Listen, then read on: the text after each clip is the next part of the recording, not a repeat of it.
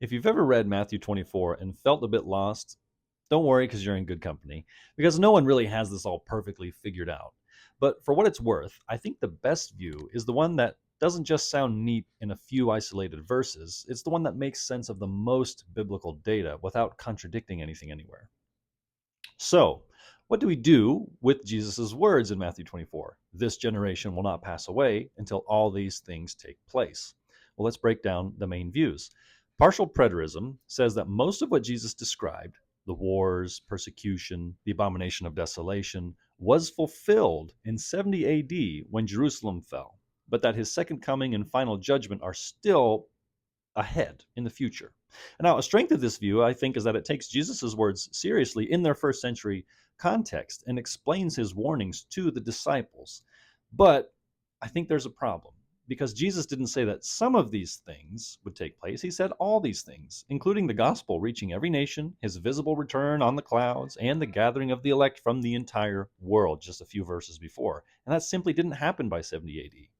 Futurism, another view, says that most of Matthew 24 is actually still ahead, including the tribulation, the rise of the Antichrist, and Christ's return. A strength of this view, I think, is that it keeps us anchored in the hope that history is headed towards a real ending and a hopeful ending. But I think it often overlooks that Jesus' words also meant something to the people standing right in front of him. So, was Jesus lying when he said this generation will not pass away until all these things take place? Well, of course not. Quick reminder, the Greek word genea doesn't exactly mean what our English word generation means. It can mean a nation or a kind of people. And with that in mind, eclectic idealism, or the spiritual view, sees these prophecies as timeless patterns, evil rising, persecution increasing, the gospel advancing, until the very end when Jesus does return. This view keeps the message relevant, I think, for every generation without having to do any sort of gymnastics, theological or otherwise, like saying all doesn't really mean all, or that Jesus' words were only about some far off future event.